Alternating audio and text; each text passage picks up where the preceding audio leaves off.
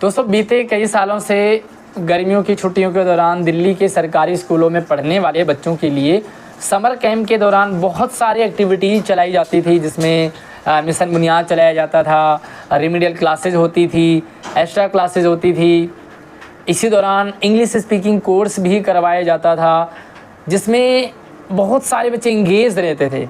अच्छा, इंगेज ही नहीं रहते थे बल्कि बहुत कुछ उन्हें सीखने को मिलता था, क्रिएटिविटी बच्चों की निकलती थी, जिसमें पेरेंट्स भी काफ़ी हैप्पी रहते थे और बच्चों को तो मज़ा आ ही रहा था, क्योंकि इसमें बच्चों को खाने पीने के लिए फ्रूटी, बिस्किट, चिप्स वगैरह भी मिलता था। तो कहीं ना कहीं कह सकते हैं कि पढ़ाई मस्ती के साथ होती थी, जिसमें बच्चे नई नई चीज़ें सीखते थे। अच्छा, जो भी समर कैंप चलता था उसमें टीचर्स को भी काफ़ी बेनिफिट मिलता था। जो परमानेंट टीचर्स हैं उन्हें EL वगैरह मिल जाते थे, और जो गेस्ट टीचर्स थे उन्हें सैलरी मिल जाती थी। आमतौर पे क्या होता है कि गेस्ट टीचर्स को छुट्टी हो जाती है तो उनको कोई सैलरी नहीं मिलती थी, लेकिन जैसे ही मिशन बुनियाद वगैरह चलता है तो उनको सैलरी वगैरह मिल जाती थी। बट इस साल ऐसा क्या हुआ जो सब कुछ बंद कर दिया?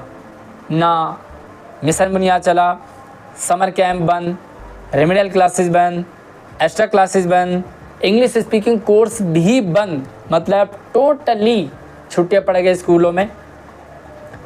बहुत बड़ा कारण था इसके पीछे, वो आप सभी लोगों को जानना बहुत ज़रूरी है।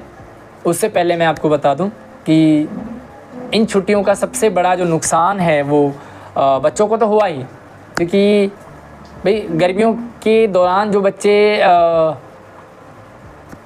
घर बैठे होते थे वो स्कूल आ जाते थे, कहीं ना कहीं मतलब पढ़ाई होती थी, और जो रेमेडियल क्लासेस के दौरान बच्चे सीखते थे। साथ में जो मिशन बुनियाद चलता था ना, वो बहुत ज़बरदस्त होता था। मतलब उसमें नई नई एक्टिविटीज़ होती थी, तो बच्चे पढ़ाई से हट कर के कुछ एक्टिविटीज़ किया करते थे। उससे ज़्यादा नुकसान हुआ दिल्ली में जो गेस्ट टीचर्स पढ़ा रहे हैं, क्योंकि भाई 10 तारीख को स्कूल बंद, तो गेस्ट टीचर्स की रोजी रोटी बंद। यही तो चाहती थी दिल्ली की नई शिक्षा मंत्री। अब मैं ऐसा क्यों कह रहा हूँ? क्योंकि इससे पहले आपने देखा होगा कि हर साल चलता था, जब से दिल्ली में आम आदमी पार्टी की सरकार आई है तो एजुकेशन पर सबसे ज़्यादा फोकस रहा है। दिल्ली एजुकेशन मिनिस्टर के रूप में मनीष सिसोदिया जी का, यस बिल्कुल सही समझ रहे हैं आप, मनीष सिसोदिया जी, जिनका कि जो शिक्षा पर ज़्यादा फोकस रहता था, शिक्षा मॉडल, बच्चों के लिए काम करना, शिक्षा पर काम करना, टीचर्स को ट्रेनिंग वगैरह करवाना, तो बहुत सारी एक्टिविटीज़ जो एजुकेशन पर फोकस रहता था वो रहता था मनीष सिसोदिया जी का। अब मनीष सिसोदिया जी तो चले गए जेल, तो उनके जगह पे जो नई शिक्षा मंत्री आई है वो है आतिशी मरलेना मैडम।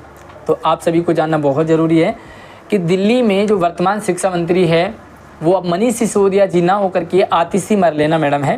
तो सबसे पहले तो आप मुझे कमेंट सेक्शन में ज़रूर बताइए कि आप में से कितने बच्चों को, कितने टीचर्स को तो पता ही होगा, बट कितने बच्चों को पता था कि दिल्ली की शिक्षा मंत्री आतिशी मैडम है। जो एजुकेशन को इम्प्रूवमेंट करना, उस पर फोकस करना, वो मनीष सिसोदिया जी का ड्रीम था, मनीष सिसोदिया जी का लक्ष्य है। बट नई शिक्षा मंत्री आतिशी मैडम को ना स्टूडेंट से लेना देना, ना शिक्षा से लेना देना, ना शिक्षार्थी से लेना देना, ना शिक्षकों से लेना देना, ना इम्प्रूवमेंट से लेना देना। तो भैया टोटली मिशन बुनियाद बंद, समर कैंप बंद, एक्स्ट्रा क्लासेस बंद, ना कोई इंग्लिश स्पीकिंग कोर्स चलेगा, ना कोई एक्टिविटी होगी। जबकि इस समय तो और भी ज़्यादा फ़ायदा होता सरकार को, क्योंकि भाई चुनाव है 25 तारीख को, ऐसे में तो बहुत सारे वोटर तो चले गए, लेकिन इन्हीं मिशन बुनियाद चलाया जाना चाहिए था, लेकिन नहीं चलाया, क्योंकि भाई मैडम जी ने सोचा कि कहीं बच्चे ज़्यादा ना पड़ जाएँ, कहीं खर्चा ज़्यादा ना हो जाए, कहीं गेस्ट टीचर्स के घर ना चलने लग जाएँ। तो दोस्तों ये कटु सत्य है, जो मेरा अपना पर्सनल एक्सपीरियंस कि पहली बार ऐसा हुआ कि 10 मई को दिल्ली के स्कूल बंद हो गए। इससे पहले पूरा मई चलता था और आधे जून तक भी कई बार चलता था, 10 जून तक चलता था, तो पूरा मई तो बच्चे इंगेज रहते ही थे।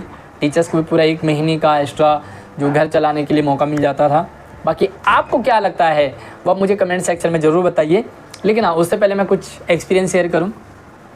जब से नई शिक्षा मंत्री आई है दोस्तों, कहीं ना कहीं कंपैरिजन होता है, हम अंतर करते हैं। देखो यार, अपने मम्मी पापा में भी हम अंतर करते हैं, यहाँ तक कि फलाना टीचर्स अच्छा है, फलाने टीचर्स बेकार हैं, मतलब टीचर्स में भी हम कंपैरिजन करते हैं, हम अपने फ्रेंड सर्कल में भी कंपैरिजन करते हैं। तो क्या ये कंपैरिजन अगर सरकार में होता है तो क्या एजुकेशन मिनिस्टर में कंपैरिजन नहीं होता?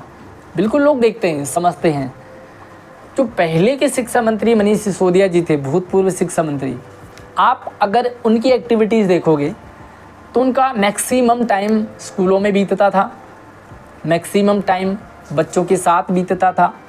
वो छोटे छोटे बच्चों के बीच में जाते, घुटने टेक के बैठना, बच्चों को गले लगाना, बच्चों के साथ अटखेलियाँ या हंसी मजाक करना। वो देखा मैंने कि वो लैब में जाते थे और लैब में जो बच्चे एक्टिविटीज़ करते थे, कुछ प्रैक्टिकल वर्क करते थे, तो वहाँ जा कर के उनसे पूछते थे कि आप क्या कर रहे हो, ये कैसे होता है। मतलब जानते सब हैं, लेकिन बच्चों से एक मतलब पूछना, जब बच्चों को अच्छा फील होता है कि भाई एजुकेशन मिनिस्टर हमारे सामने है, तो एक प्राउड सा फील होता है और बच्चे घर जाके बताते हैं भैया आज हम शिक्षा मंत्री जी से मिले, है ना। तो आपने बहुत सारी क्लिप देखी होंगी, मैं भी बीच बीच में आपको कटिंग करके आपके साथ पेस्ट करूँगा, जिसमें वो छोटे छोटे बच्चों के साथ बच्चे उन्हें प्यार से गले लगा रहे हैं, वो बच्चों के गले लग रहे हैं, बच्चे उनके कंधे पे झूल रहे हैं। एक मिनिस्टर होने के नाते, एक एजुकेशन मिनिस्टर के रूप में मेरे फेवरेट रह चुके हैं। तो मैं तो भैया देखो फेवरेट है तो तारीफ़ ही करूँगा, हो सकता है आप लोग काफ़ी सारे नेगेटिव कमेंट्स भी करोगे, बट मनीष सिसोदिया जी के बारे में मेरा पॉजिटिव ही रहा है।